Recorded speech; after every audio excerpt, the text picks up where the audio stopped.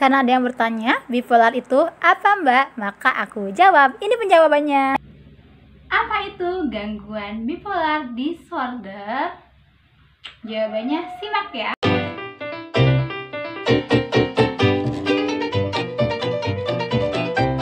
Gangguan bipolar adalah gangguan yang menyerang psikis seseorang yang ditandai dengan perubahan suasana hati ekstrim. Contohnya dari sedih banget, depresi banget, sampai menjadi bahagia banget yang disebut mania. Sedih bangetnya disebut fase depresi dan bahagia bangetnya disebut fase mania. Itu dalam dua kutub yang berlawanan. Jadi kamu bisa sangat sedih banget, bisa sangat bahagia banget. Nah, sedihnya itu bisa berapa lama? Kalau aku termasuk sedih yang fase yang panjang, dan maniknya itu bisa sampai 3 bulan. Bahagianya itu aku cuma beberapa bulan doang, sisanya itu sedih. Itu aku termasuk dalam bipolar tipe 1 ya. Oke?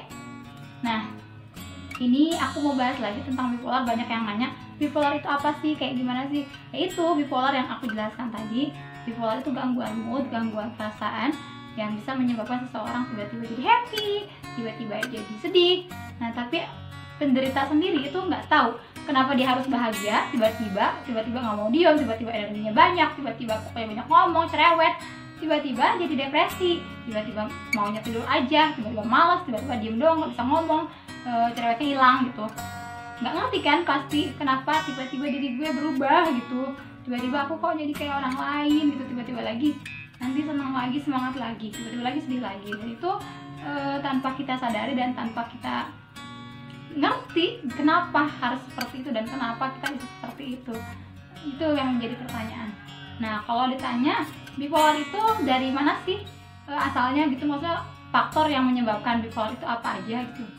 Nah, sampai sekarang sih belum diketahui apa, tapi bisa dipastikan penyebabnya itu dari neurotransmitter yang tidak seimbang dalam otak gitu. Itu akibatnya. Jadi bisa juga dari faktor genetik, faktor lingkungan, faktor sosial juga bisa.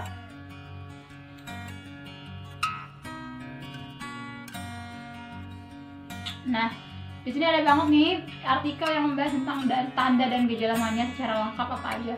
Dan aku akan mengatakan satu-satu ya. Ini ada menyebutkan dia gembira berlebihan.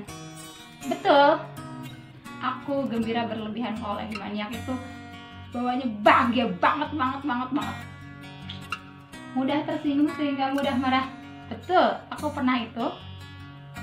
Merasa dirinya sangat penting. Betul, maafkan aku jadi manusia yang sangat penting ya. Pernah seperti itu. Merasa kaya atau memiliki kemampuan lebih dibanding orang lain. Betul. Maafkan aku batuknya nggak sembuh-sembuh ya. Penuh ide dan semangat baru. Betul. Coba checklist dalam diri kamu, pernah nggak kayak gini? Cepat berpindah dari satu ide ke ide lainnya. Jadi gimana sih aku kayak gitu? Kalau kayak gitu aku tuh kayak mencela gitu. Kayak sekarang bikin nice konten gitu. Aku kadang berpikir bahwa aku pengen bikin konten vlog. Terus aku kepikiran lagi pengen konten review. Kepikiran lagi pengen konten cover lagu. Kepikiran lagi pengen konten masak-masak. Kepikiran lagi pengen konten pokoknya motivasi. Pokoknya pikirannya tuh nggak satu, nggak bisa. Istilah kata kita tuh bakalan pelin-pelan gitu. Nah, ada lagi nih, mendengar suara orang lain tak dapat mendengarnya. Nah, betul. Ayo, siapa yang mendengar itu? Bukan hantu ya, tapi emang kayak tiba-tiba ada yang manggil aku, apa tiba-tiba kayak merasa bahwa orang lain kayak mau lagi ngomongin aku, padahal nggak ada gitu yang kayak gitu. Itu lagi kambuh banget, aku bisa kayak gitu. Nafsu seksual meningkat. Aku nggak mau bahas itu. Menyusun rencana yang tidak masuk akal. Of course, tentu sekali. Aku pernah melakukan hal itu waktu ketika aku keluar dari pekerjaan ya. Aku bekerja di sebuah bidang ekspor impor gitu di Garmen. Dan tiba-tiba aku berencana untuk menjadi seorang guru TK di Jogja dengan gaji yang sangat-sangat, bukan bahkan 10% aja enggak. Itu dikatain gila aku sama atasan aku. Gara-gara keputusan aku tuh yang aneh itu, yang gak masuk akal. aktif dan bergerak sangat cepat. Betul sekali. Karena aku pernah bilang bahwa aku tuh pernah jalan-jalan dari Jakarta ke Bandung, ke Purwakarta, ke Bogor, nanti ke Subang lagi. Itu dalam waktu ya sehari lah gitu. Sehari di sini, sehari di sini, sehari di sini gitu. Cepet banget. Aku kayak gitu. Atau mungkin kalau di rumah ya, hari ini gue lagi di rumah, besoknya 1 jam kemudian aku ada di rumah saudara aku. Atau hari ini aku lagi di detik ini aku lagi di kamar, nanti detik keduanya aku ada di mana gitu, ada di luar. Udah pokoknya move-nya itu cepet banget nih. Karena merasa energinya gede banget. Berbicara sangat cepat sehingga sukar dimengerti apa yang dibicarakan. Nisa, kamu ngomong apa sih? Aku nggak ngerti. Hello, jadi dari tadi aku ngomong panjang lebar, kamu nggak ngerti. Tawa deh. Ya ampun, itu emang bener.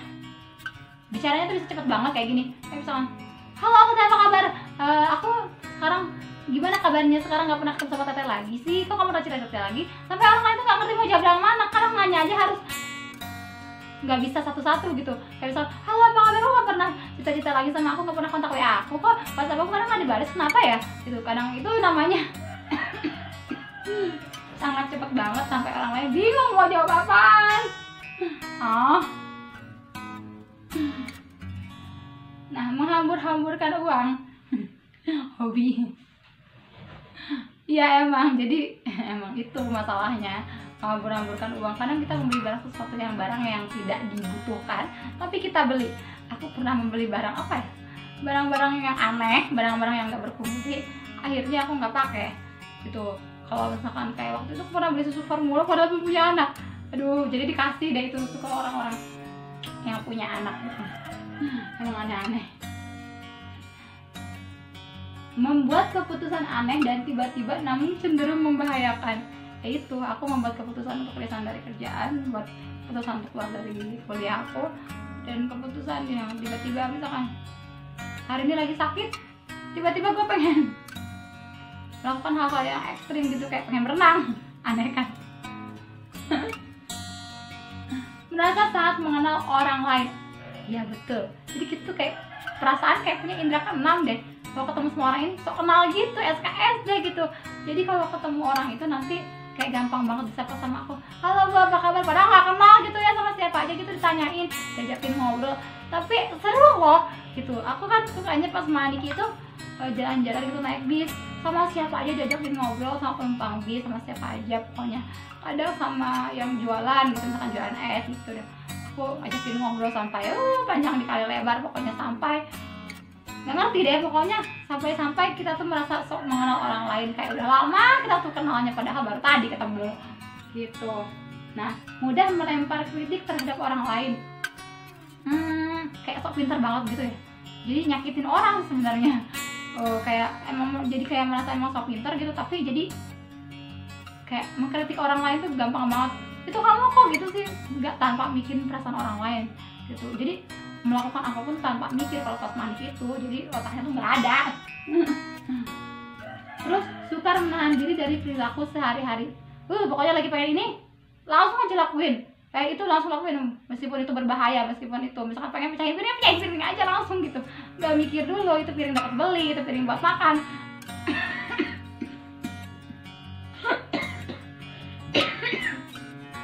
Maafkan aku.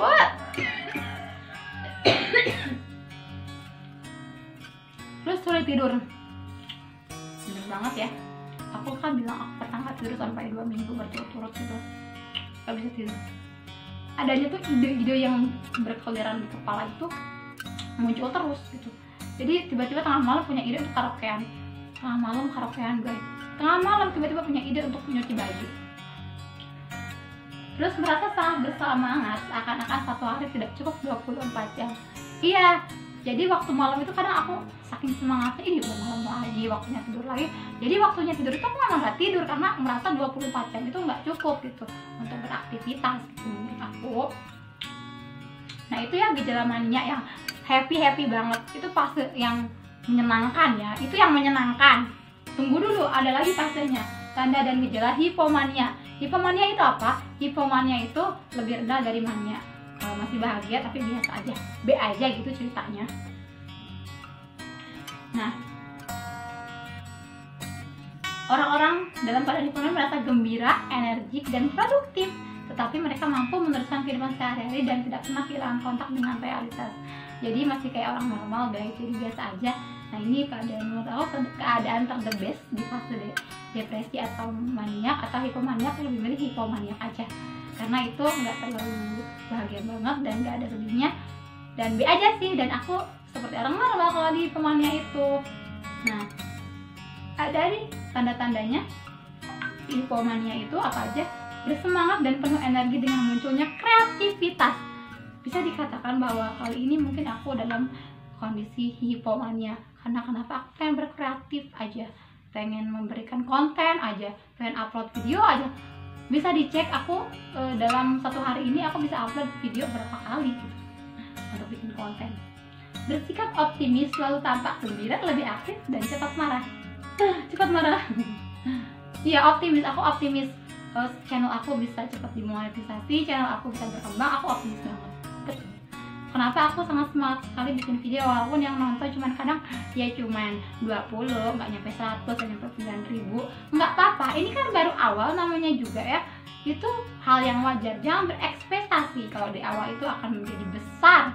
Nah aku selalu berpikir biar dikit-dikit menjadi bukit gitu guys. Jadi sabar aja sih, nikmati perjalanannya, karena aku emang seneng, karena aku emang hobi ngomong. Dan aku merasa bahwa channel YouTube itu menjadi sebagai teman bicara aku juga ternyata. Walaupun yang viewernya sedikit nggak apa-apa, aku tergugah kok. Nah, penurunan kebutuhan untuk tidur. Kan betul sekali. Aku semalam itu nggak tidur sih, aku tidur, tapi tidurnya sebentar. Nah, tidur sebentar, malam bangun lagi, bikin konten lagi, tidur lagi sebentar, bangun lagi. Cuman tidurnya tuh cuma sebentar gitu, jadi nggak kayak seperti biasanya tidur long sleep gitu. Aku nggak panjang banget tidurnya tuh waktunya, durasinya. Nah ini yang paling menyeramkan dan menakutkan adalah tanda dan gejala depresi bipolar. Ini yang paling aku nggak mau dan sebel.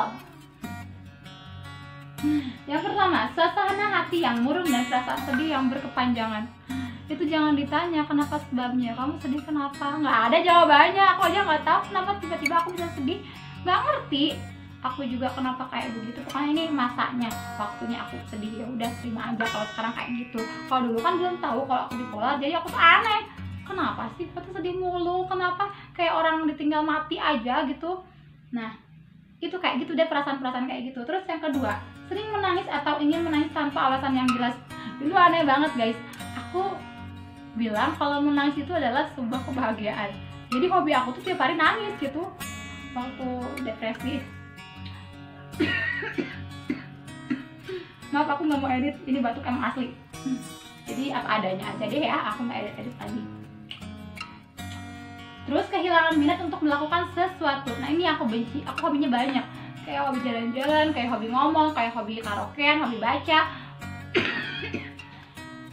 hobi nonton. Tapi tiba-tiba semua itu musnah, nggak ada yang bisa aku nikmati lagi. Hobi makan, ketika makan itu ternyata makanan rasanya hambar, rasanya nggak jelas, kayak aku nggak makan gitu. Ketika aku karaokean, kayak nyanyi yang biasanya seru, yang biasanya membuat aku mood meningkat, kok kayak datar aja gitu. Aku nonton film, kayaknya film apa, pikiran gimana, nggak nyambung. Itu pokoknya momen-momen yang menyebalkan buat aku, yaitu kehilangan minat untuk melakukan sesuatu. Ketika kita hidup udah nggak ada minat lagi, udah kayaknya nggak usah hidup deh. Tidak mampu merasakan kegembiraan jelas, nggak ada sedikit rasa bahagia. Meskipun aku dikasih uang atau es krim, yang biasanya aku sangat bahagia banget kan kalau dikasih es krim, tapi kalau lagi pas depresi, percuma kali ini, kayaknya nggak ngaruh gitu. Mau dikasih apapun itu kalau pas lagi depresi mah tetap aja sedih, dari mau digimanain lagi. Terus dia bilang mudah letih, tak bergairah, dan tak bertenaga. Iya, lemes banget badan aku tuh kalau lagi depresi itu, pokoknya kayak habis nggak makan seminggu deh pokoknya. Jadi kayak aduh, megang sendok, megang kertas, sendok apa jatuh gitu. Terus sulit konsentrasi, jelas banget konsentrasi aku tuh nggak ada. Untuk bisa fokus terhadap suatu hal, aku sama sekali nggak bisa. Pokoknya itu blank banget pikiran. Terus merasa tak berguna dan putus asa. Yang tadinya aku semangat, tadi banget tuh aku bisa tiba-tiba useless banget, merasa nggak berguna. Ngapain sih aku hidup itu? Dan aku ngerasa bahwa harus ada putus asa. Padahal sebelumnya nggak ada sama sekali aku berpikiran untuk putus asa, tapi tiba-tiba putus asa itu harus datang dan aku harus bilang bahwa aku harus putus asa gitu. Nggak ngerti. Nah, ada merasa bersalah dan berdosa.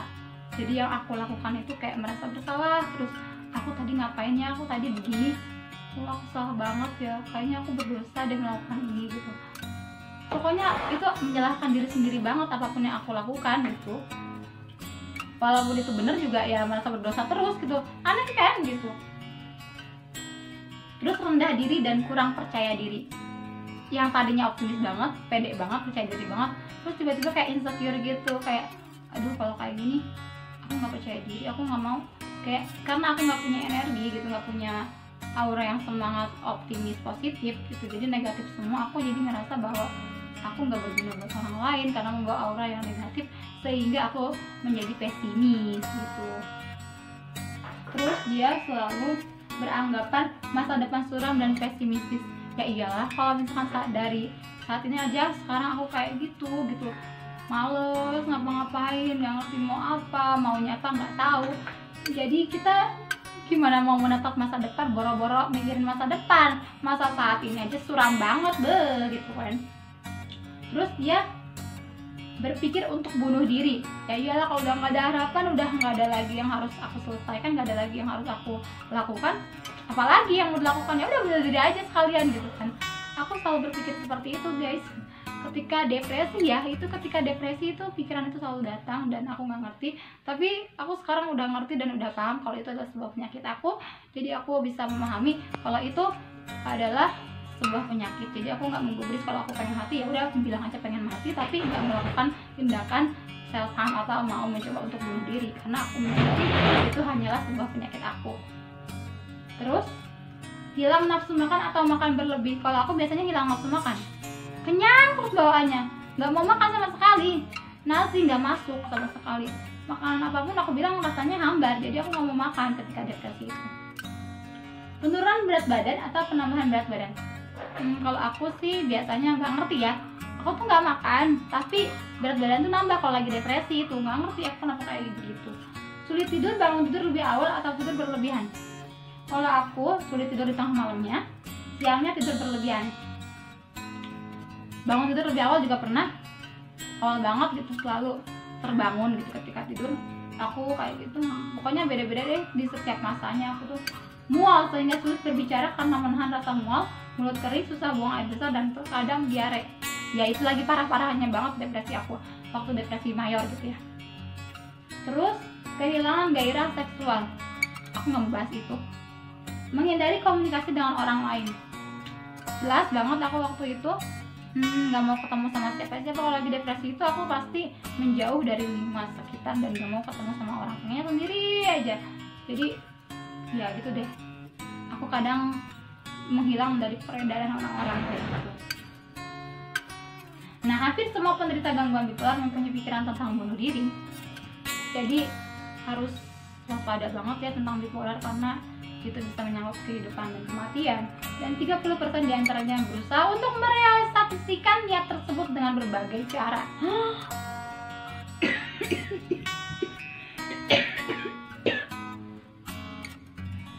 Aku termasuk beruntung karena aku gak merealisasikan. Waktu itu aku pengen bunuh diri, aku gak ngikutin kata-kata itu dan aku gak mendengar suara itu pokoknya. Ada lagi nih, ada episodenya, episode campuran. Nah, episode campuran ini merupakan gangguan bipolar campuran dari kedua fitur gejala mania atau hipomania dan depresi. Jadi semua mix menjadi satu. Tanda-tandanya termasuk campuran termasuk depresi, dikombinasikan dengan agitasi, iritabilitas, kegelisahan, insomnia, distractibility, dan layangan pikiran, flight of idea. Kombinasi energi tinggi dan rendah membuat suasana hati penderita berisiko tinggi untuk bunuh diri.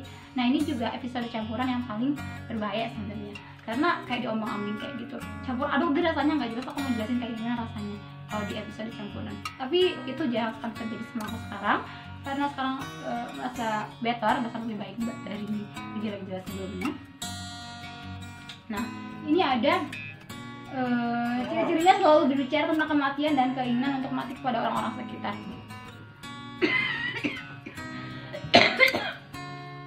Aku sering banget kayak gitu. Memiliki pandangan pribadi tentang kematian. Tulisan aku tentang kematian banyak sebenarnya. Tapi aku ngaset. Maafkan aku yang batuk-batuk ini, aku pengen apa adanya. Aku mau batuk dan aku nggak mau membohongi pada umum kalau aku lagi nggak batuk ya. Mengkonsumsi obat-obatan secara berlebihan dan alkohol. Itu yang biasa minum alkohol ya guys. Kalau obat-obatan aku kayaknya ya obat apa aja aku minum, kayaknya aku lagi merasa sakit kepala minum obat sakit kepala, aku kayaknya lagi ngerasa batuk minum obat batuk, aku ngerasa lagi aduh pokoknya itu obat kayaknya ini satu nggak cukup dan minum obat ini, jadi minum lagi karena merasa nggak nyaman gitu di tubuh gitu. Terkadang lupa akan hutang atau tagihan seperti tagihan listrik dan telepon. Ya iyalah, aku banyak lupa pokoknya aku. Karena emang pikirannya lagi nggak kacau, gak jelas kayak gimana, gak ngerti aku harus mengungkapkannya. Sehingga pikiran aku lupa tentang semuanya. Yang di pikirannya itu nggak jelas. Nah ini ada faktor penyebabnya guys, yang aku bilang itu. Bisa genetika, fisiologis, juga sistem neurotransmitternya, dan juga lingkungan guys. Itu faktor penyebabnya. Nah, ini ada beberapa jenis gangguan bipolar. Gangguan bipolar 1, setidaknya terjadi satu kejadian kegembiraan berlebihan manik. Gangguan bipolar 2, tidak ada kejadian kegembiraan berlebihan, tetapi setidaknya ada satu kejadian hipomania dan setidaknya satu kejadian kesedihan berlebihan major depresif. Dan yang ketiga ada cyclothymia, seperti halnya gangguan bipolar 2, tetapi depresinya tidak dapat dikategorikan sebagai kesedihan berlebihan. Kalau aku ini gangguan bipolar 1 karena aku ada maniknya, dan maniknya itu parah banget deh. Nah, dia ada terapi diri sendiri juga bisa. Nanti aku pengen bahas di next video aja untuk terapi diri sendirinya kayak gimana.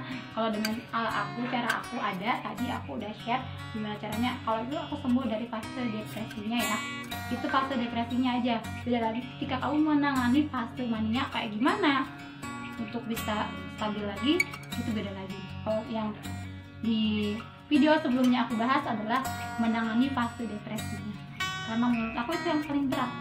Nah, sekian aja pembahasan aku kali ini. Kalau misalkan tanya bipolar itu apa? Bipolar itu gangguan mood yang bisa menjadi perubahan seseorang berubah secara ekstrim dari bahagia ke sedih tanpa diketahui sebabnya apa.